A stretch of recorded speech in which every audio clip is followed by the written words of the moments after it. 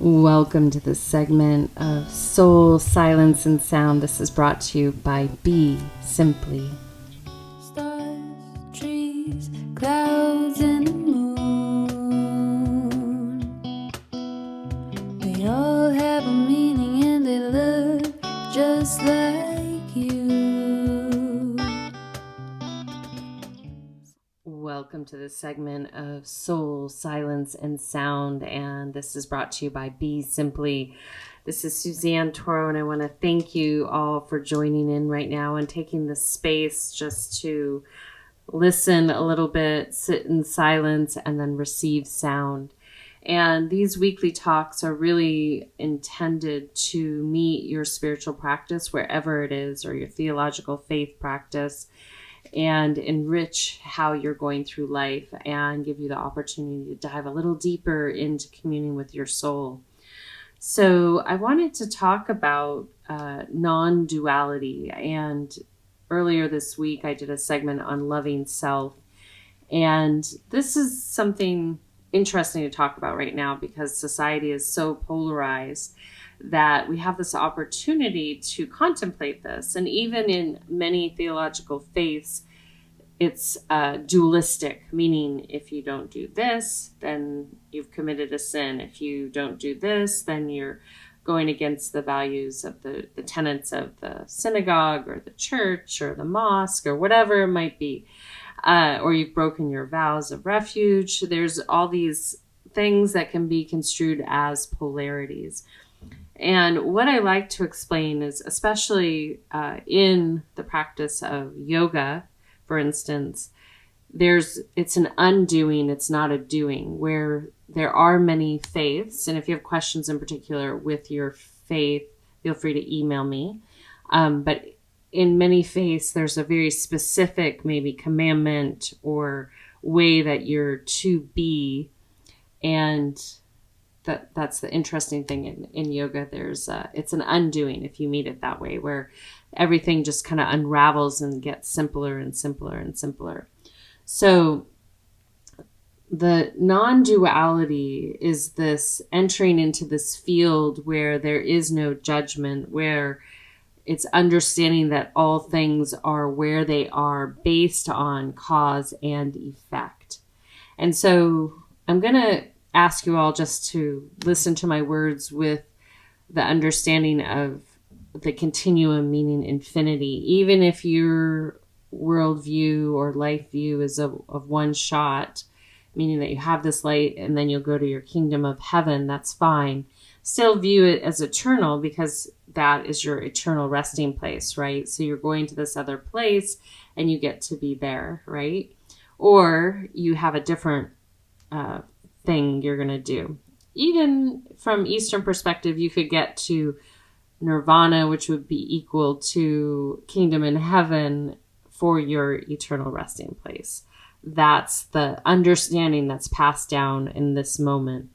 So why I share that is if you just look at it as that everything continues, no matter where you go, no matter what room you end up in, what cloud in the sky you end up in, or what planet or land you end up back on, everything keeps going. So with that, the value of non-dualistic perspective, as long as you participate in this universe and in this world system, is that it brings you, similar to a yogic practice, it brings you into this state of being that, one, will not cause any suffering. And then number two, you will have a deeper understanding as to why all things are.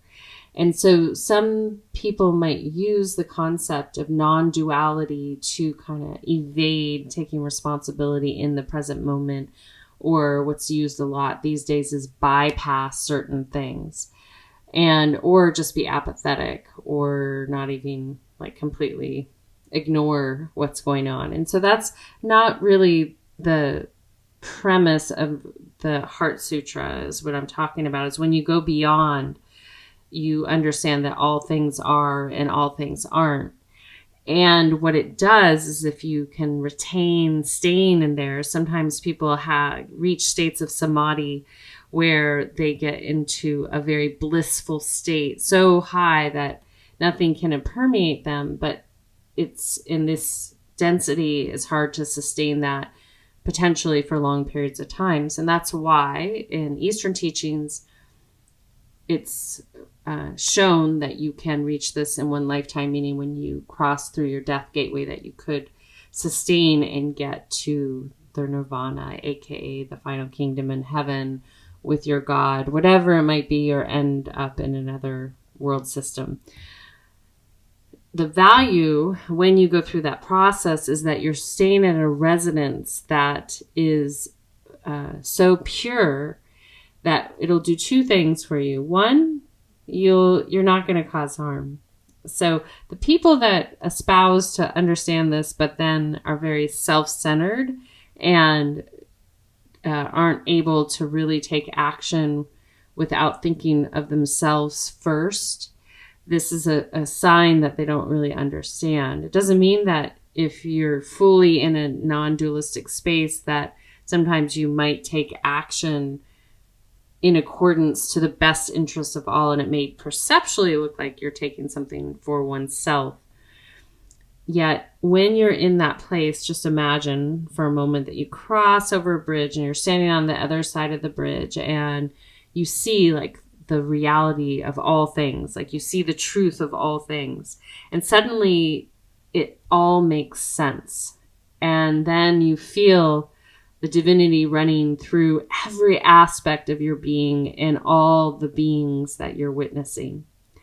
And then at that same time, you see these chain reactions of all these things, and you realize that how important it is to be cautious with your action, because there is a cause and effect, a ley line. So it actually brings more consciousness and more awareness to your voice, to your mind, to your heart, and to every action that you take. However, if you're able to sustain it, it'll be so succinct that you will know exactly what to do in every moment, because you're flowing from a space of divinity, and it's not this divisive space. So then if we cross back over the bridge for a second and you're back in your 3D suit and you have polarities and judgment and all these things that are happening right now, that brings your vibration down because it brings it into suffering. However, if you can welcome yourself to rise up and really feel into all aspects of what is in and around you, you will have this really beautiful understanding of where you're to take action, where you're not to take action, where you're actually causing harm, even if it's in the guise of doing good. And you start to become more fluid. And this is a very selfless act, because you're not in a space of really, I don't know, trying to rule the world, so to speak. You're in a space of like, how do I navigate this video game and really keep all my tokens, all my merit, and not cause any harm to anyone in the pathway. Hence, I would lose some of my tokens or all of them. So if you think of it that way, then things start to slow down and you realize, I want to be a little bit more aware and mindful of where I'm putting my energy, observe, examine, and give myself the grace and space to make my choices. And so the more and more fluid you become with this, the system will completely move through a neutral point, meaning that you're not out in the world with an agenda or a boundary or a soapbox to stand on. You're out in the world as an instrument of peace. You are a fellow peacemaker in the universe. And that divinity, that equanimity that runs through each and every one of us, gives us all the potential to be that. to be peaceful, to be in peace, and to exchange peace. And that peace is really joyful. It's not joy in the grasping way. It's just happy, And there's kindness and love, and it's overflowing. And so I know right now it can be really hard because we are at this very fascinating moment on the planet. And even for all faiths, no matter what's written in your scriptures, the energy will continue. No matter what your scriptures say and how they finish, there will be a new book. There will be a new chapter. There will be ones discovered that you never read before. Either way, you know what's happening in the present moment. You have all the clues that you need, and you have the free will to make a choice. And so the reason I share this is I really encourage you to, if inspired, to start the simple practice, is that as you're having conversations, as you're having even thoughts with yourself about others, as you're engaging with the world around you, you have the opportunity to step back, use your meditative repose, step back and observe, not only from your vantage, but from all directions. And when you start observing the role you play and the role that other people play and looking at it from their perspective and your perspective, it'll become fluid. It sounds a little clunky right now, but it'll become fluid for you. This is how that non-dualistic lens arrives, because you're like, wow, And even, when I'm teaching a class and I check in with everyone and everyone's in a different place. And I used to say this when my kids were young and our family unit was all together as one. I'd be like, and dogs, I was like, there's, I used to question, how is world peace possible? We all are operating from a different lens and a different emotion. And sometimes it was chaotic. Sometimes it was fun. Sometimes it was easy. The point being is, as soon as you say, I'm going to look around and see what's going around me in any given moment and seeing if I can assist. And when one steps in and assists, something typically resolves almost immediately. It's very fascinating. And that's all this chain reaction starts to happen. Just like we create karmic chain reaction, we can create divine reaction. This is where the miracles happen. They're really beautiful and miraculous. And it's not because you believe in this, that, or the other. It's because you're walking in your divinity in that moment and are willing to put yourself aside and examine all what is and be like, whoa. And sometimes it's a humble pie moment. Sometimes it's like, wow, I just did that. But that's okay. Let that go and then step into that divine moment where you can start to observe what is. And if you can't, in that moment, walk away and let your affect come down. Take a day, take a couple days just to reflect, self-reflect, become self-aware, because that's what's happening. We're becoming a self-aware society. And so all these lower vibrational activities that society has been seduced into participating in are quickly dissolving. And so there's really no reason to take the bait. There's no reason to take the bait. The bait's going to come from all different directions. It's going to come from scientific, political, spiritual, religious, family units, emotional, psychological, all pop culture, headlines, everywhere right now. And there's no reason to take the bait. Because bit by bit, those lower vibrational manipulations are going to dissipate. And as soon as you realize that you don't have to take the bait, then there's one less being, meaning you, that is decided, I'm not going to feed into this. And then the consciousness continues, because then you realize where you're maybe being divisive or manipulative in your own life. And then you start to take responsibility for that. You realize like, wow, I don't have to do that anymore. Even though you were taught it, it was passed down to you from generation to generation, that you can stand up in your voice and you can observe and be in right action. And sometimes that's just being silent.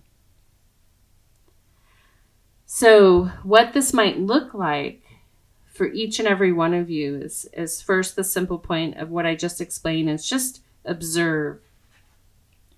Especially if you're an overthinker and tend to talk a lot, take a couple days to not speak, or take one day a week. I have a good friend, he has silent Mondays, and I love that. I love being in silent retreat. And those that have gone on retreat with me and surprisingly been put in silent retreat understand the value of that.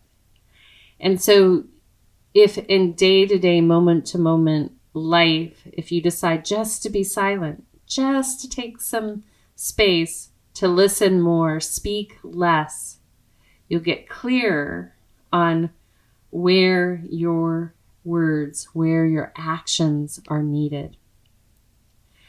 And then gently from there, from observing, is when we move into a non-dualistic lens.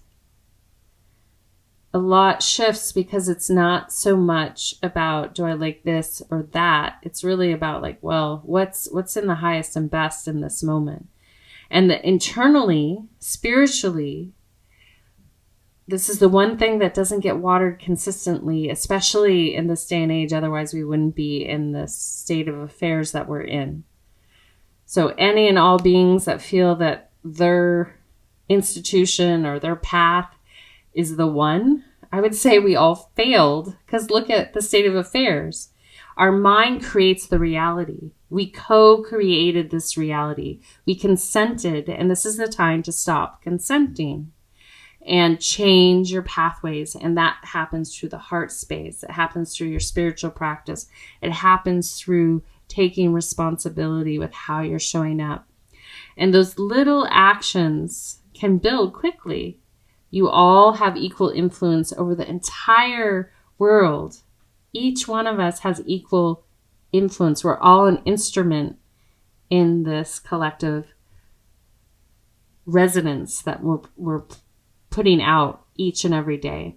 So with that being said, if you take time to really step into your heart space and really make an effort not to manipulate and be divisive through your heart and through your spiritual practices or your faith-based practices, meaning you ostracize and isolate and divide through the divine, just let that go. Be the instrument, embody the peace, embody the divinity.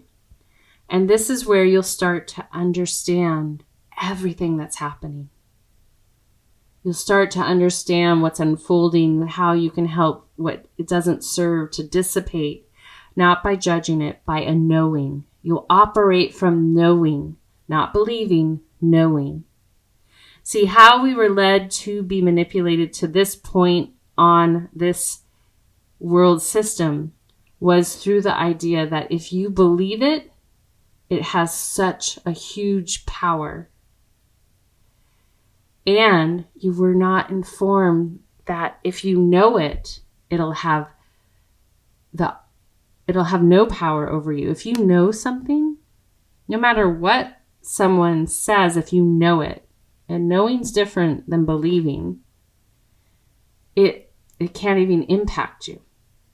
If you believe it, but you don't know it, you still can get emotionally riled up and divided and divisive because you haven't experienced the knowing. And so as we go into meditation, I encourage you from a spiritual place, what do you feel you know? And even if you think you know maybe one situation or one moment, I encourage you to go deeper. with that. Welcome yourself to have a deeper understanding. I can only share from my perspective that I've known concretely certain things and they've deepened and they keep deepening and deepening. And I'm like, whoa, this is so amazing.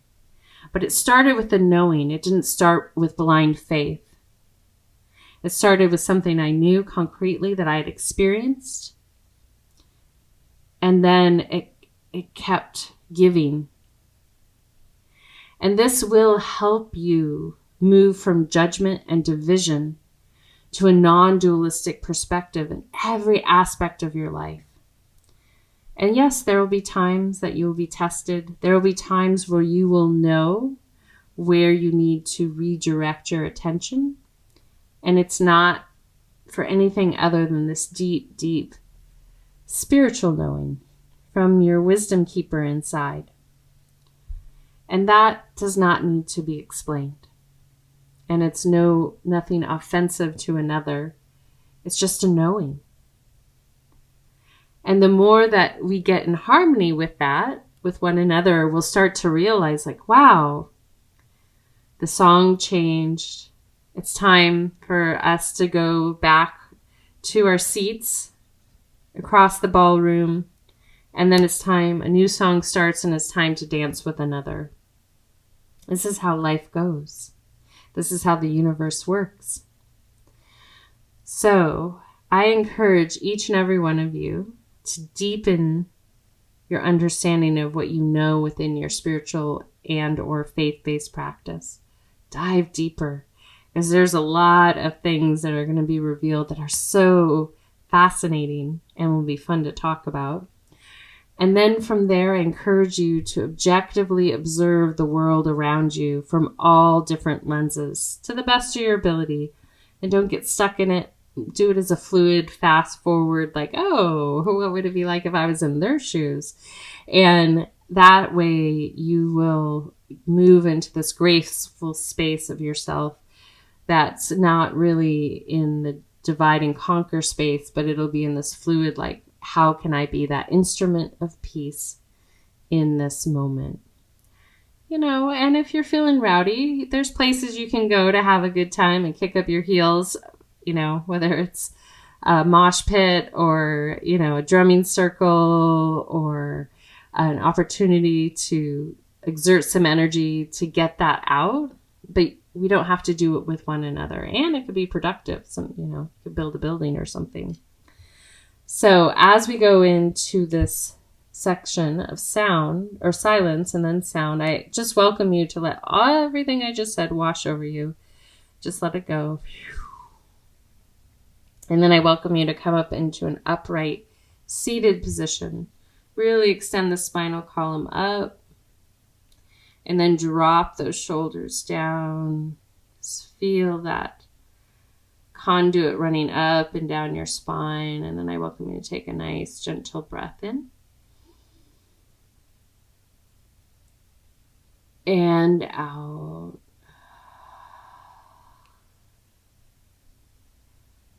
Again, inhale.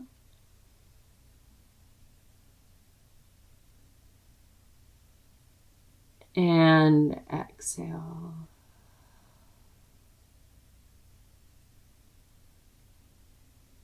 Another one, inhale.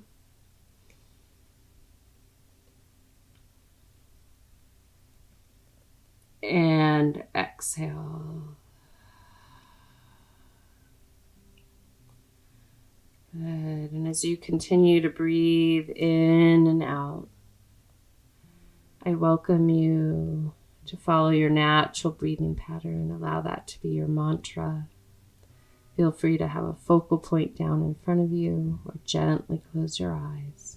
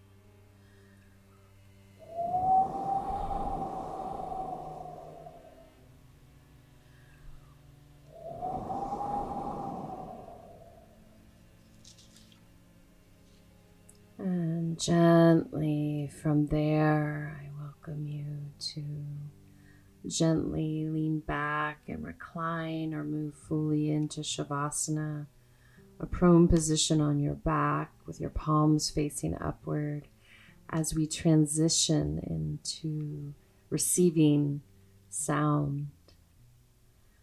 As you settle in, just take a nice gentle breath into the heart and out. Again, inhale.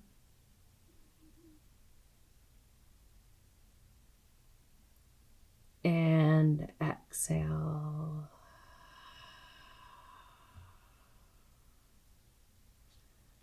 And one more inhale. And exhale. And then continue to follow your natural breathing pattern.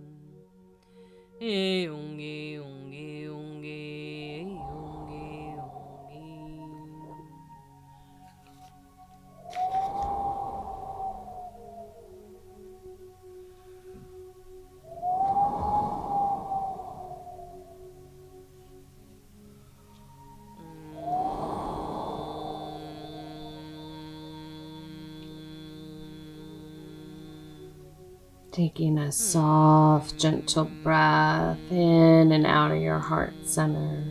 Gently breathing in and out. Again, inhale. And exhale.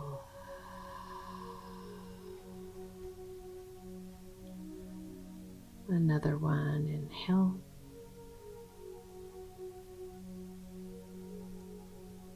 And exhale.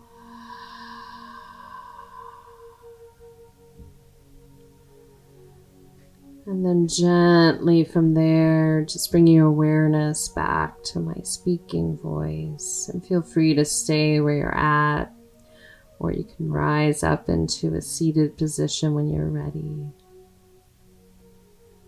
And then just taking another deep breath in and out. Again, inhale.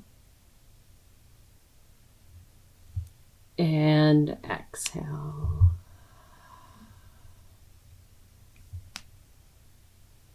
And I'd like to remind each and every one of you in this moment that you have the capacity and the power to be an instrument of peace.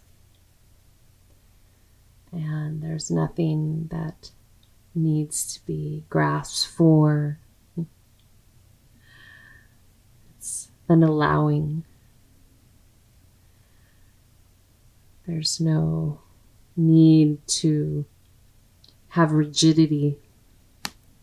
I welcome you to find that suppleness in your mind and your body and your heart, and your willingness to see where you can be of service. As inspired, practice from there. Until next time, I want to give thanks to Random Rab, Dante Marino, and Kadri Scott for your contribution to this segment. And thank you all for listening in. And until next time, this is Suzanne signing out with a full heart, a soft gaze, a deep bow, and a namaste. Be simply.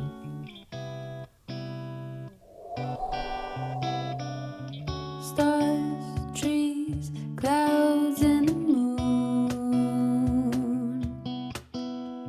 They all have a meaning and they look just like you. Someplace else, someplace new. All I really wanna do is flee under the stars, in the trees. Baby, that's all I need.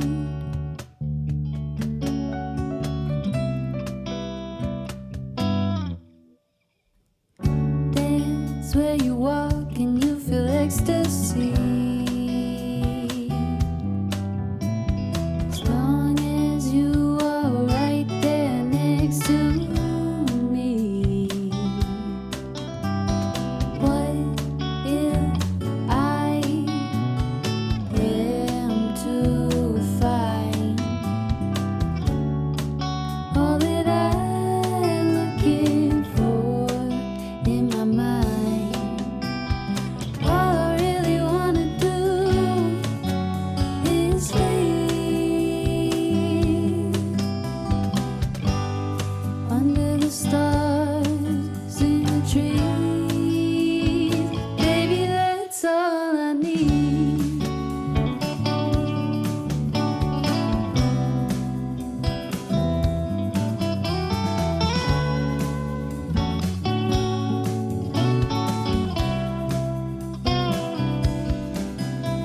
See, the trees don't need the handheld, they grow beside you. Yeah, they don't try to fight you, don't try to push far ahead.